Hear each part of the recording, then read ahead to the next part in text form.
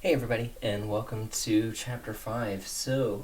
Chapter 5 is a big one. It is a big one because there is a lot of content here, but also because it is a big one because it is really important. A lot of what we do in psychology is going to strive to be an experiment, we're going to be talking about experimental methods. I'm just warning you up front that this is going to be kind of long, so I'm going to try to chop up this video series into multiple videos. I typically don't like to record longer than 15 minutes just because I like these little bite-sized kind of videos. But there's going to be several of them, so don't just watch the first one. Watch all of them if you can. All right, so let's get into it. So chapter 5, like I said, it's all about experimental methods. You can find this in the online textbook, but it will feel a little bit like we're going in reverse, right? Because we just finished chapter 7, I believe it was, which was about correlations and survey methods and things like that. Now we're going back to look at experiments, because experiments are going to help us address some of the things that we could not do in the previous experiment. So a couple of very quick basics up front. We've already talked about these things throughout the semester, but I want to make sure we're all on the same page that the independent, and this is where independent and dependent variables are crucial. Independent variables are what you, as the researcher, are going to be manipulating. What does that mean? Basically means that what do you, as the researcher, add? What are you adding to the experiment? What are you subtracting from the experiment? What are you introducing into the environment, into the laboratory, and things like that? It can be a group, so that you are establishing that you're going to basically separate these two groups of people. It could be a condition, so you're going to have like condition A and condition B, or drug A and drug B. You get the idea. One thing that helps me remember what these things are is you can think about it like the independent variable is going to be the one that, if you're thinking broadly, the effects of blank on blank. So every study is looking at the effects of blank on blank. So if you are interested in looking at the effects of spoilers on enjoyment, spoilers is going to be the independent variable. That is what is the first of those blanks is going to be the independent variable. So the second piece of that then is going to be the dependent variable. That is the thing that is being measured. It is what is being recorded. It is essentially your results. So that is going to be the second part of your blank there, the effects of blank on blank. So if we're thinking about spoilers on enjoyment, then enjoyment is going to be the dependent variable.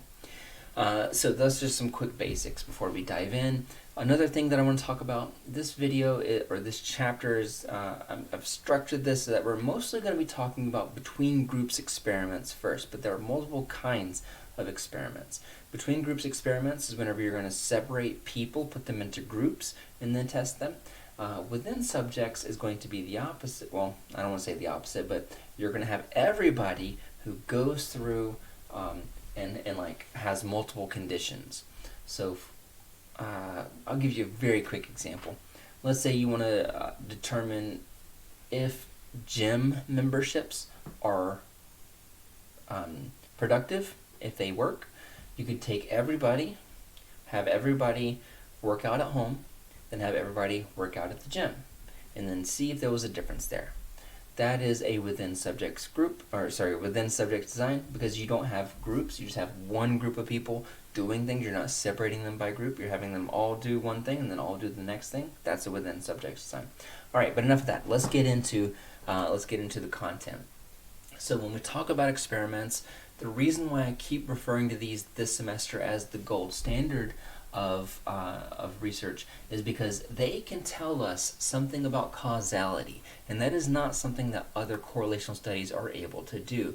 In that regard, experiments are great for helping us explain behavior, because you may remember correlational studies and survey methods and things like that, they're good at telling us what the behavior is, when it occurred, and predicting when it's going to happen, but they're not very good at disentangling why these things happen. And so if we're thinking, and so that's when we're talking about science, we're talking about description, prediction, and explanation. Everything we've talked about so far has knocked out those previous two, has not knocked out explanation, and this is what experiments are all about. So with experiments, we're going to define what the independent variables are, and we're also going to be able to set up controls, and those are going to help us understand why these behaviors happen. Okay, so I'm going to give you two quick examples. One is going to be taking notes on laptops, and the other is going to be eating food with different sized bowls. So, and I trust you already download these slides because my little room up here is taking up this part of the text. So the question is, do laptops help you take notes? Students are very split on this whenever I ask this in the classroom. Some people feel very adamantly yes, some people feel very adamantly no, that it doesn't help. And so that is an empirical question. That is something that we can test. That is something that we can make an experiment out of to try to find the correct answer. So what I'm going to talk about is an actual experiment. They actually did this happened, so I'm going to show you real data. So in this particular experiment, the way they had this set up, they had college students, they came into a classroom, and half of the students that entered into the classroom were given laptops, and the other half were given pens and notebooks. And they were all asked to watch a TED Talk on an interesting topic. And so they were there taking notes. And then after that, after they did this, they watched this video and took these notes, they had a 30-minute rest period where they're basically doing a distracting activity. I don't remember what it is off the top of my head. It doesn't really matter though. They were just asked to basically spend 30 minutes doing something that wasn't taking notes and wasn't related to the previous video. And then after that, they were tested on what they learned about. So this is a very simple design, right? Essentially, you're interested in looking at the effects of laptops on learning, right? And so you can then establish that the first part of that, the effects of laptops, that is going to be our independent variable. We're assigning people laptops or notebooks and pens. What are we measuring? Learning, how much they learned. And so that is the dependent variable. So, and I already kind of talked about these things, that because it's an experiment, there's one variable that was manipulated. We're assigning groups. That is going to be the laptop group or the pen and paper group.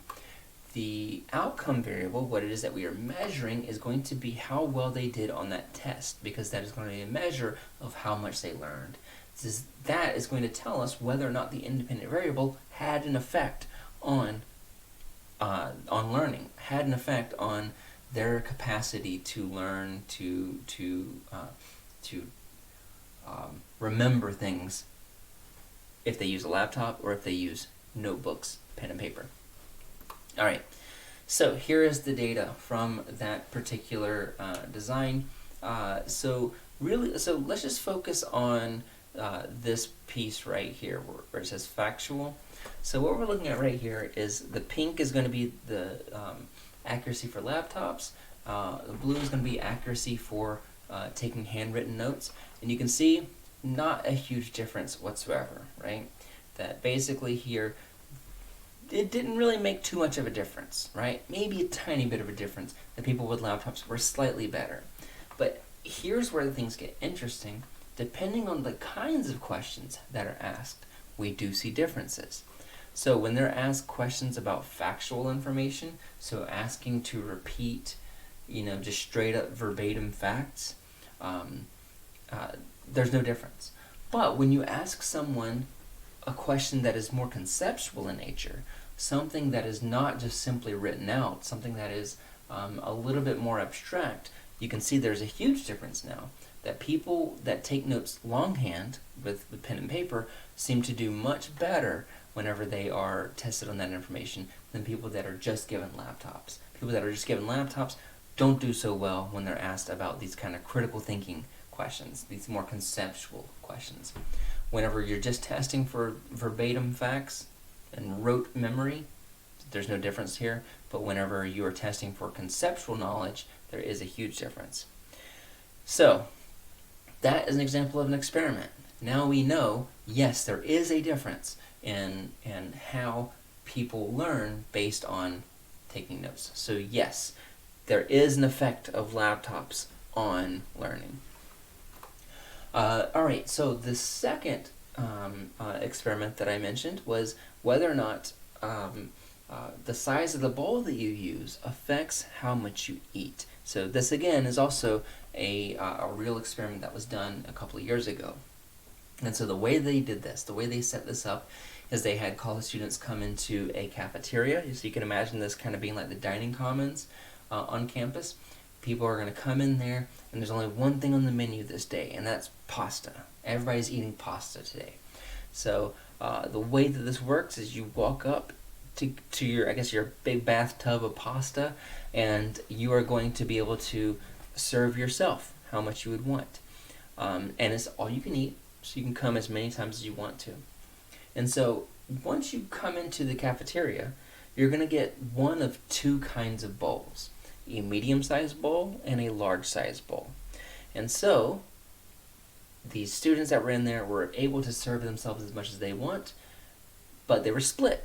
They were put into two groups, one with a medium-sized bowl, one with a large-sized bowl. And the question then is, does that affect how much they eat? So the researchers there are going to be recording how much students are serving themselves in these bowls throughout their entire cafeteria time. All right, so the question then is, and you can expect something like this on an exam, what is the independent variable? What is the dependent variable? So if I were to ask you, what formed the groups? What defined the groups? You would be able to say it was the bowl, right? The bowl size, medium versus large. That was the independent variable. That was what was manipulated. The researcher said, you get a bowl, it's going to be medium, and you can get a bowl, and it's going to be large. The outcome variable then, what was that? The outcome variable is going to be, in this case, two different things. How much pasta they served one another and or served themselves, and how much of that pasta they actually ate. So there are two things that they are measuring here. So you can think of this again in the terms of the effects of blank on blank, the effects of bowl size on pasta servings, and the effects of bowl size on pasta consumption, essentially. So here are the results of that. So here, what we're looking at here on the left is going to be the total amount of pasta served, and here on the right we're going to look at how much they actually ate. And you can see that these things are almost identical, which makes sense, that people who served themselves more ate more. So here, with the serving bowl size, just looking at panel A, what we see is that when people were assigned a medium bowl, they eat less than people that were served a larger bowl. People that were served a medium bowl ate less than people that were served larger bowls. So it seems, yes, that the bowl size does make a difference. That the kind of bowl, the size of the bowl, does affect how much people serve one another and how much they actually eat. So we're able to establish causality there. What is influencing people to eat? The size of the bowl that they are given. So the question that I want to dive into now is, how do we know that? And that's what we're going to tackle in the next video. All right, bye.